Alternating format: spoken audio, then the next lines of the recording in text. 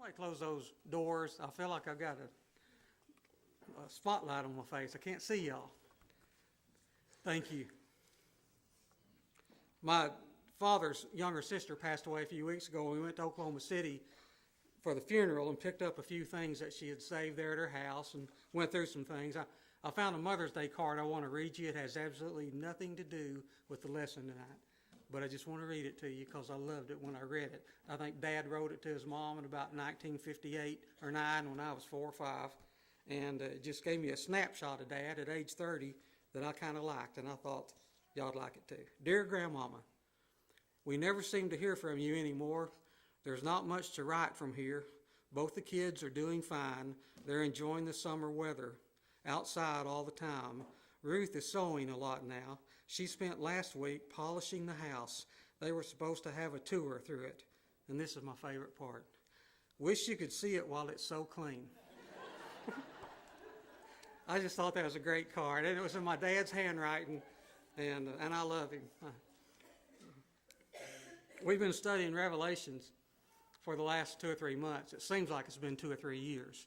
David and I are teaching the young adults upstairs, and it's been a struggle for me. The figurative language, the things in it, and one of the things that I've struggled with the most is being sure that we're not teaching something or making something up through this figurative language that God didn't intend for us to teach at all, and that bothers me. I want to teach correctly.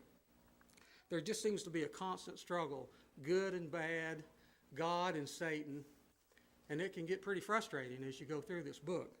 And then, week before last, we got to Revelation chapter 17. Revelation 17:14 says this, "They will wage war against the Lamb, but the Lamb will triumph over them because he is the Lord of lords and the King of kings. And with him will be his called, his chosen, his faithful followers." And when I read that verse, I thought, okay, good. God wins. And because God wins, we win too. And it made the whole book of Revelation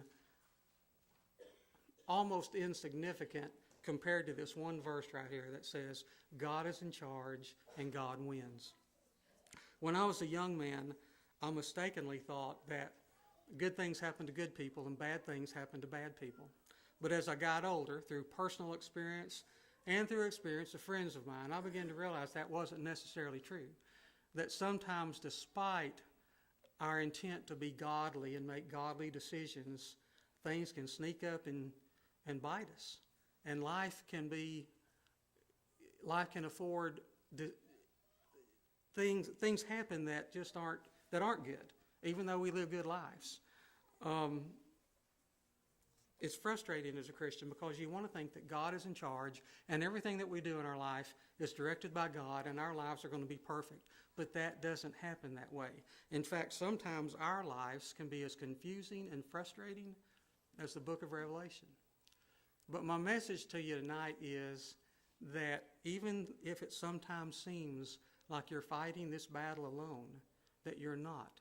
I want to encourage you to remain faithful, to love God, and to live godly lives, because here's what he says, Romans 8:28. "And we know that in all things God works for the good of those who love him, who have been called according to his purpose." Everything's going to work out okay if we remain faithful to God. The primary reason being that our Savior is the Lord of lords and the King of kings. And as long as we remain faithful, he'll take care of us. So that's my message tonight. Don't get discouraged. I know some of y'all are in discouraging situations right now, and you're struggling with things that you never thought you'd have to struggle with.